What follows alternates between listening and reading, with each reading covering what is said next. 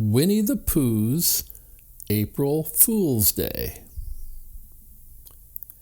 Rabbit had called a meeting.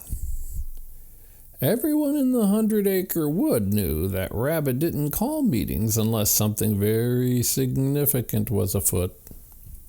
To Rabbit, meetings were as important as honey was to a certain bear of very short legs, who was, at the very moment, stomping his way to rabbits as quickly as those very same short legs would allow.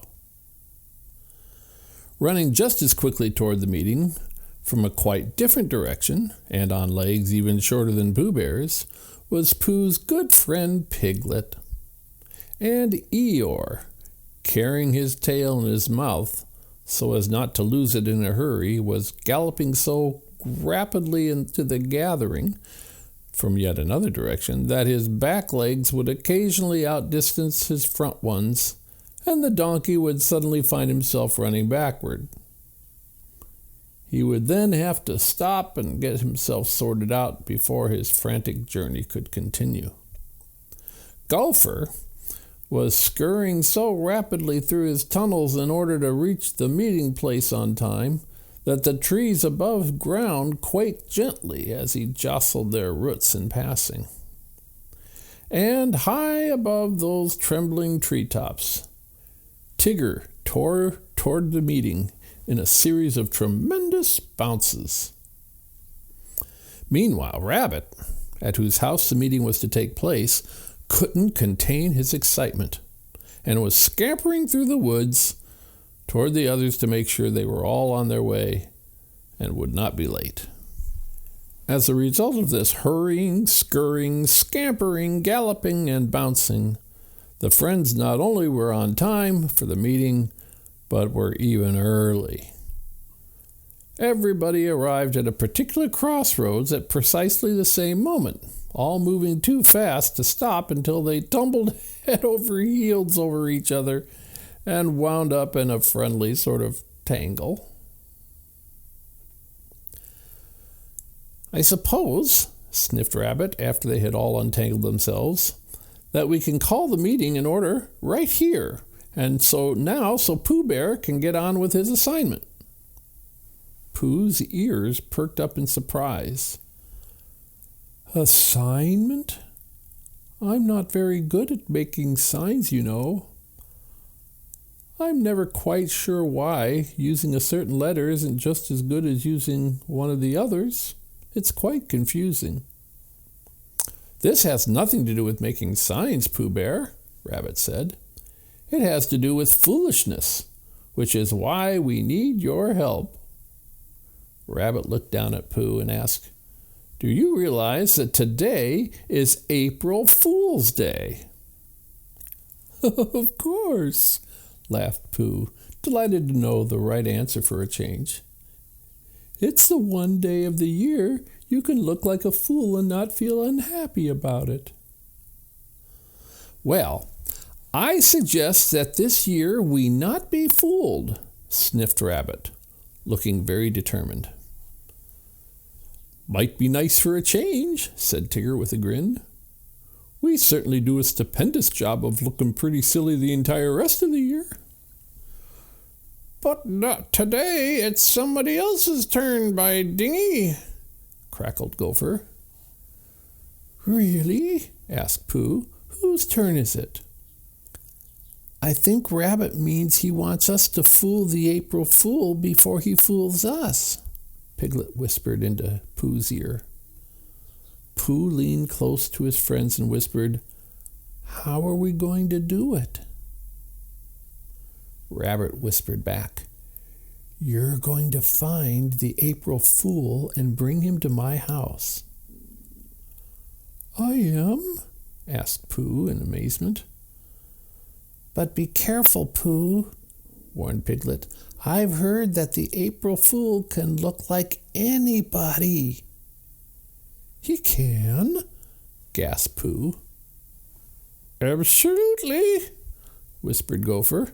"That's how he fools you." "Don't worry, Pooh boy," Tigger assured Pooh with a slap on the back. "You'll find him. Nobody knows more about foolishness than you do." As the others hurried off to Rabbit's house to prepare their surprise for the April Fool, Pooh scratched his head furiously with both hands. It didn't help. He hadn't the faintest idea of where to start looking for the April Fool, or what to do with him if he found him. All at once, Pooh recalled that fool rhymed with pool. He proceeded immediately to the largest collection of water in the forest, a quiet pond near the river. As Pooh cautiously crossed from one side of the pool to the other in a series of stepping stones, the one that happened to be a turtle, and not a rock, tipped him head first into the water. Sitting on the bottom of the pool, Pooh was, needless to say, thoroughly disappointed. There was not a single fool to be found. So Pooh began to look in places that didn't rhyme with fool. All he found in a cave were some pesky echoes that loved to make fools of people, but were not precisely foolish themselves. They were not precisely anything, really, except a lot of noise, and Pooh, who was very well acquainted with the likes of Rabbit and Eeyore and Owl, knew that a lot of noise didn't make one foolish, most of the time. And the bats, that all this noise awakened, hadn't any interest in fools, only in chasing Pooh away so they could go back to sleep. Pooh managed to escape by plunging back into the pool and sitting on the bottom until the flying grumps returned to their napping. And when Pooh poked his nose into a certain large hollow tree, he was suddenly swamped by an avalanche of acorns left over from a squirrel's winter storage. Slipping and sliding, Pooh found himself sitting down hard in the pool once again. Exhausted and quite damp, Pooh scrunched up his face into a painful frown. He was positive his friends were right in thinking that he could find the April Fool because foolishness was, after all, something with which he had a great deal of experience. Besides that, he couldn't remember his friends ever being wrong. Pooh sighed and unscrewed his face. "Perhaps I should go to Rabbit's house and ask for help," he said to himself. "No, that would be foolish.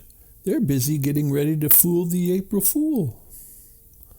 All at once, Pooh sat up straight, and a smile lit up his face. "If it's foolish to go to Rabbit's," Pooh exclaimed, "then that's where the April Fool will be." Without wasting another moment, Pooh set off as fast as his dripping legs could carry him. At Rabbit's house, everyone was ready for the arrival of the April Fool. Rabbit had set a huge bucket of water over the front door to spill onto the fool's head when he entered. Piglet was nearby with a very small yet very tasteful cream pie he'd made from his favorite recipe to toss into the fool's face. Off to one side stood Tigger with a huge pepper shaker to sprinkle on the fool's nose and make him sneeze. The small rag rug in the entryway was clamped firmly in Eeyore's mouth to be yanked out from under the fool's feet. And finally Gopher was prepared to spill a bag of fluffy feathers that would cling to the damp fool and cause him to resemble a giant chicken.